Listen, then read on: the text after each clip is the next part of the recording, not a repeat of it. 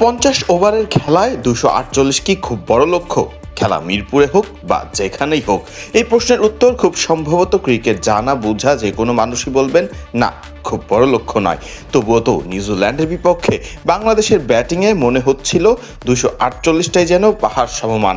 আফিফদের ধীর গতির ব্যাটিংটাই কি সিরিজের প্রথম ম্যাচে বাংলাদেশকে হারের স্বাদ দিয়েছে? কিউইদের বিপক্ষে বাংলাদেশ প্রথম ওয়ানডেতে খেলেছে 90টি ডট বল। একটি একদিনের ম্যাচে যেখানে 50 ওভারে হিসেব করলে দেখা যায় বলই হয় মোট 300টি।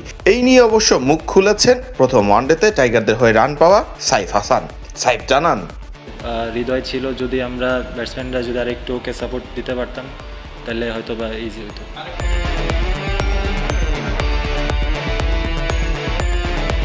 প্রথম ওয়ানডেতে আফিফ খেলেছেন 49 বল, যেখানে তিনি রান নিয়েছিলেন মাত্র 27, হাঁকাতে পারেননি একটি বাউন্ডারিও। সেট হয়ে আফিফের আউট হওয়াটা যেন এক প্রকার ব্যাকফুটে ঠেলে দিয়েছে গোটা দলকে।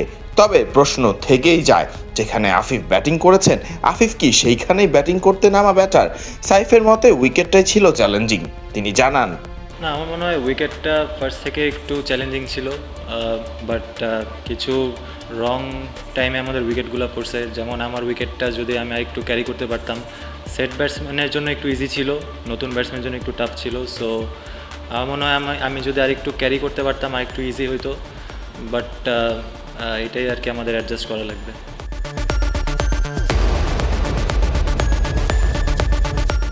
সতীর্থ আফিফ হোসেন ধ্রুবকেও পুরোপুরি দোষ ঘাড়ে চাপাতে রাজি নন সাইফ হাসান।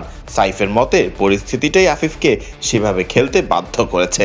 সাইফের ভাষায়, আফিফ আর হৃদয় যখন ব্যাটিং করতেছিল তখন এরপরে ব্যাটসম্যান যদি চিন্তা করে ওই হিসাবে হয়তো বা ওরা কিছুটা টাইম নিয়েছিল, প্রপার রিকগনাইজেশন ব্যাটসম্যান। সো আমার মনে হয় they played well until Afif was out. So ও যদি আর একটু ক্যারি করতে পারতো আমার মনে হয় ঠিক হয়ে যেত।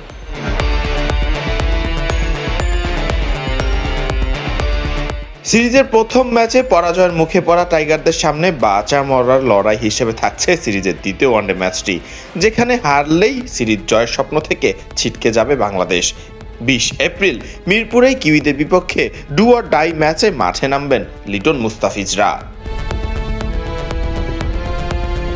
ফারদিন রহমান সকাল, বিডি ক্রিক টাইম।